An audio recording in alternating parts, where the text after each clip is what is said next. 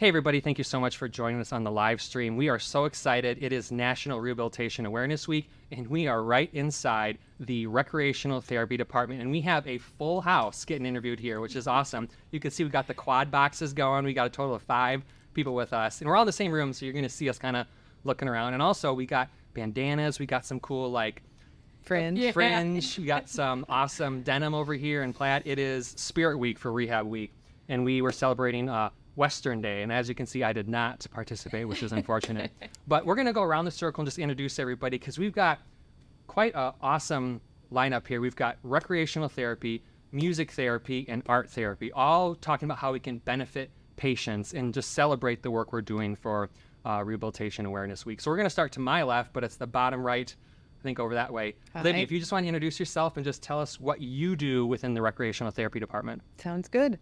I am Libby Smith. I am a board certified art therapist. So I am not a recreation therapist at all, but I love working closely with them. What I do is I use art and other creative means to work on patients' mental health and physical health goals. Awesome. And so we're going to go now to Bailey and Peter. They're in the bottom left, but sitting across from me. Bailey, Peter, why don't you guys introduce yourself? We put you together on the same chair, same team, same camera, because you guys are both music therapists. But Bailey, why don't you introduce yourself first and tell me a little bit about what you do on the team? My name's Bailey. I'm a music therapist here. I use music and the way it works with the brain and the body to help patients work on their therapy goals in kind of a fun, uplifting way. Peter? I'm Pete Muszkiewicz. I'm also a board certified music therapist. And, one great thing about what we do is collaboration with other disciplines. So I know we'll talk more about that, but it's something that's a unique opportunity in this setting, and I think we really thrive on it. Awesome. And Katie, last of the group here. I'm Katie. I'm a recreation therapist, and we work with patients to resume their leisure or recreational interests and use that to work on any type of functional goal. So when they go home, they can still maintain healthy quality of life and resume the things they love. So Katie, being the sole recreational therapist, kind of paint the picture where we are. We can kind of see around and some really cool stuff we've got going on. We've got some bikes, we've got part of a car, we've got computers and games and some art supplies. Just tell me, what is this space and what can patients do in this? Because we're right actually inside the hospital. Yeah, so we're in our treatment space right now, and one of the unique things about rec therapy is that it's so versatile. We are really individualizing our goals for our patients. So surrounding us, there are a ton of different treatment modalities. So if a patient's working on resuming biking, we've got bikes. If it's an automotive goal, we've got the car. We have adaptive gaming, gardening. We try to have a little bit of everything, and if we don't, we get pretty creative and sometimes bring in stuff from home on our own to help patients get there. And we can't see it now, but Bailey and Peter, you guys have your own music studio back there too, with all kinds of instruments. What all do you have available for patients, and how do you incorporate them into it, even though they might not necessarily be a musician? I'll Yeah, go ahead. We in our little music space, we've got an electronic drum set, we've got a digital keyboard, a variety of fretted instruments like guitars and ukuleles and mandolin, a lot of different rhythm instruments, handheld drums, shakers, all kinds of stuff. And how we kind of come at instrument play is not necessarily, as you said, background in a particular instrument, but all right, what does this person want to be able to do with their fingers and their hands and their arms? How can we make them sound good while they're practicing that skill? So obviously they have to be interested and open to trying something, but many times we're able to say to them, you can move your fingers in this particular way. We actually have an instrument for that. Can you give it a shot? And then maybe they're just playing one note on a piano, but we can surround that with a musical kind of context that makes them feel like they're making music, and at the same time they're moving their body in a way that they need to practice and they need to do more of. Bailey, I love it when I can walk down the hall and I can start hearing the guitar playing and you guys come around the corner. So you guys will coach, or you'll join in a physical therapist or an occupational therapist session and help play music so they can walk to it or do some kind of goal. What's that co-training like with the other therapists? So that's something we do very frequently. It's a big part of our job is to work closely with the other therapists. What you're referring to that we'll often do is join in a physical therapy session where patients are working on rehabilitation of walking and of their gait. And by adding music and a rhythm to that, we're able to help them get into more of a rhythmic pace, maybe help their body realize it's time to move. So what we'll actually do is watch and see what their pace is that they're starting with, and then figure out a way we can incorporate a song or something with that rhythm inside of it that they can actually step to. And then Libby, when I come and I can catch you working with patients, it's sometimes I'm like, are you an art therapist or are you like a counselor? It's these conversations are just so great. Tell me just like how you can use art to like interact and work with a patient. Yeah, so art really is, art therapy is really similar to counseling, I would say. Our art therapists do a master's program, and we involve a lot of counseling courses within those programs because art is that innate connection to the nonverbal side that we have. You know, we all begin thinking in nonverbal means. You know, no one ever thinks, okay, I need to cry right now to let my mom know that I want a hug. You just start crying out as a baby. It's what we do. We start thinking things in images first before words. And so art is that way to connect those emotions that maybe we don't have the right words for right now to how are you feeling about being in the hospital, about losing control of a lot of things, about having a big identity change. So basically what I do is I find the right materials and media for a patient, and I find the right kind of angles to go for with them so they can explore what is going on with me right now in sort of that more emotionally healthy way, so that it's not all just weighing on them until they get home and they realize, you know, when they're back in that place that they've always been, oh, this is how things have changed. Because sometimes in the hospital, we don't realize those changes as actively in our brains. Yeah. So interesting.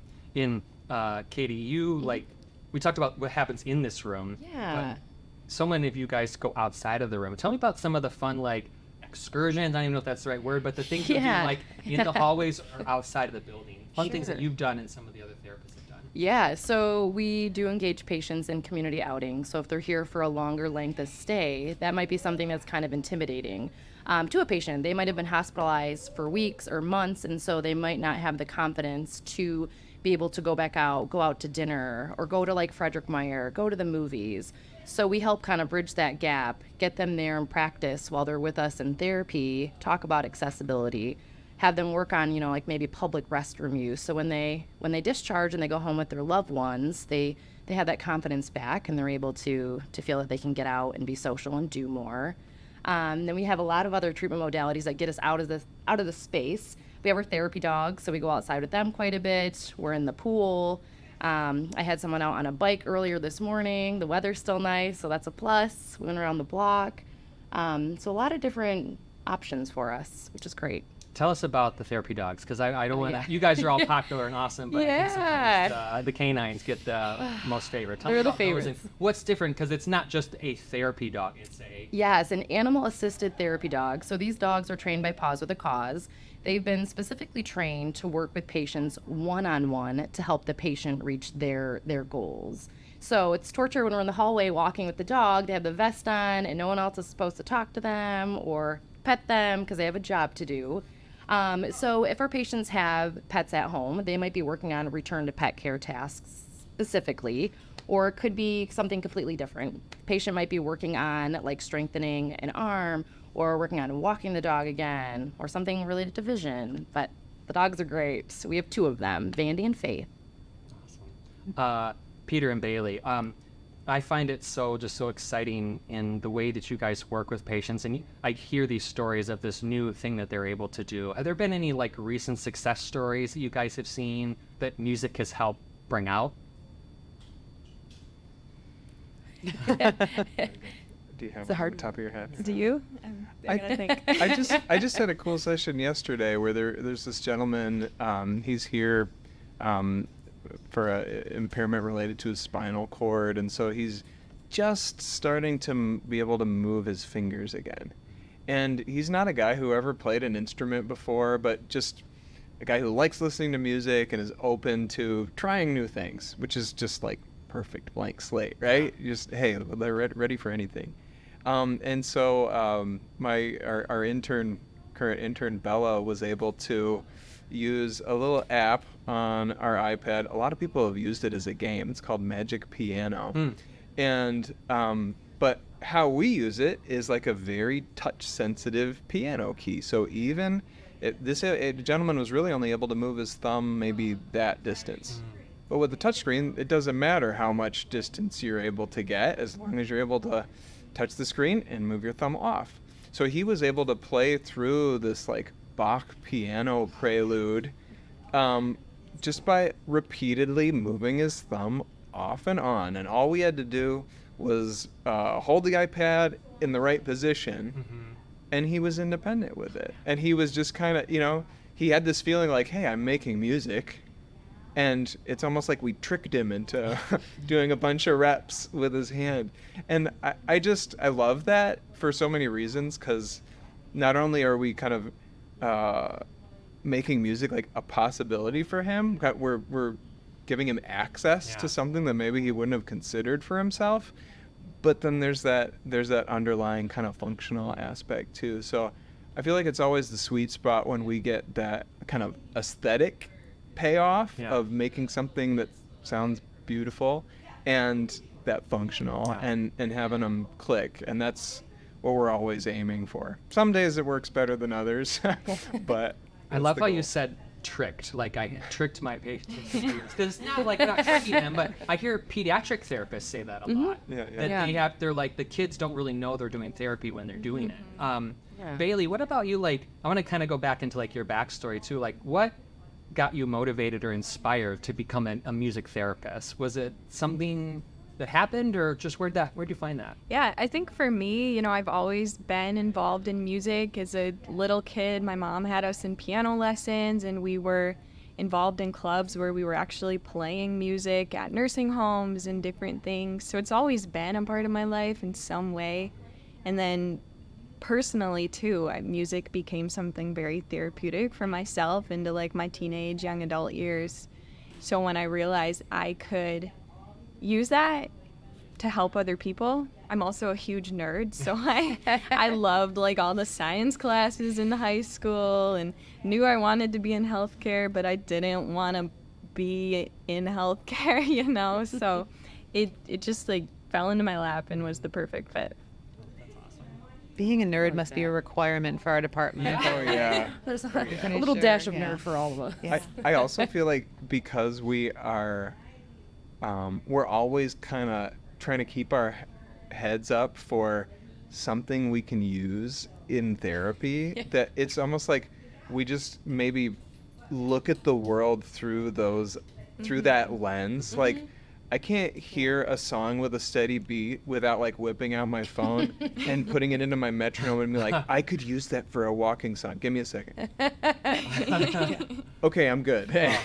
And it's like, it doesn't like spoil music for me or anything, but it's just, I got to nerd out once in a while, and I'm sure you all probably have stories with Let's something just say similar. passionate. It's not nerd. Yeah, there you go. Passionate. Yeah. I think Nerds we're proud are of Not ashamed of it. Yeah. There's no shame. Passionate and Yeah. proud.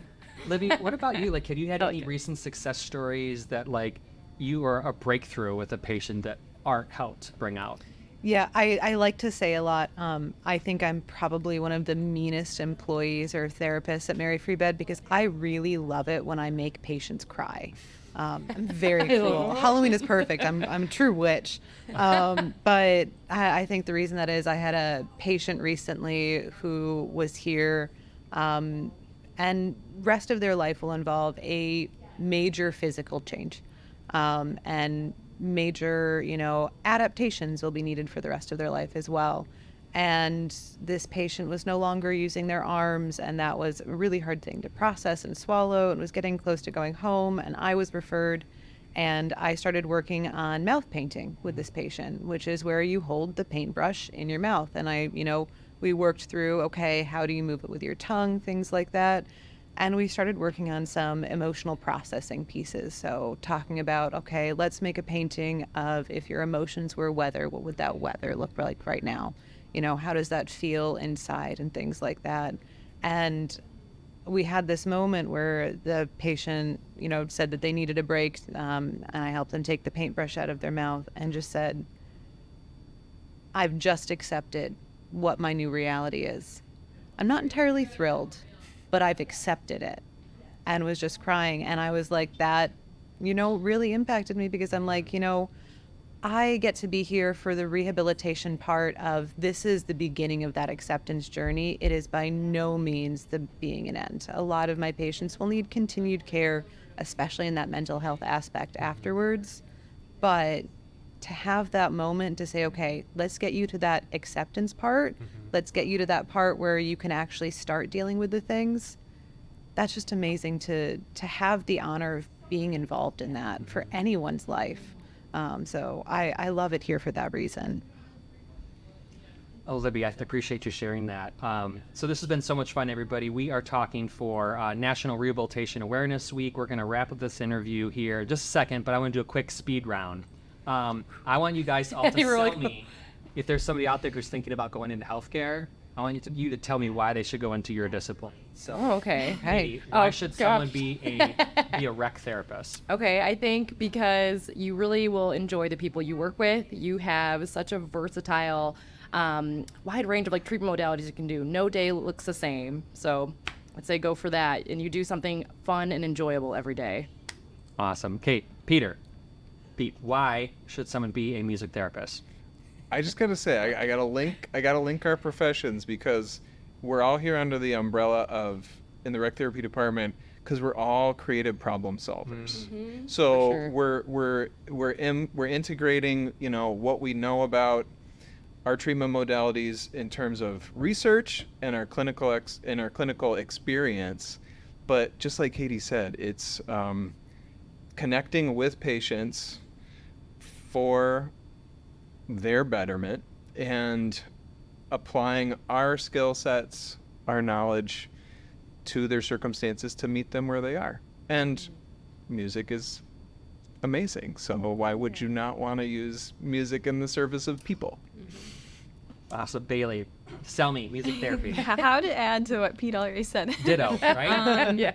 I mean, I think it's a profession where you're learning and growing every day, and like he said, get to use music to help people, to inspire people. So I think that's my favorite part, just learning what people are passionate about, because music is such an emotionally intense field. Yeah. So getting to use that to connect with people is amazing. Awesome. Thank you. For me, Yeah. Making people cry? Making people cry, obviously. You get paid to get messy. But really, you get to be there for the most amazing moments as a witness to people's life and their journey of growth, mentally, physically, holistically. You get to see these new connections being made, and you just get to witness these incredible journeys of life and learn so much from it, and really experience some amazing people, as well as being creative yourself and, engaging in art yourself. Nothing better than that. Well, I want to thank you guys so much taking time out between your patients and taking time away from lunch to come here to chat with us. So this has been a great conversation. Thank you all for watching. This is National Rehabilitation Awareness Week. We've been talking to some of our team from our Recreation Therapy Department, music therapy, art therapy, rec therapy. Thank you so much for watching, and stay well.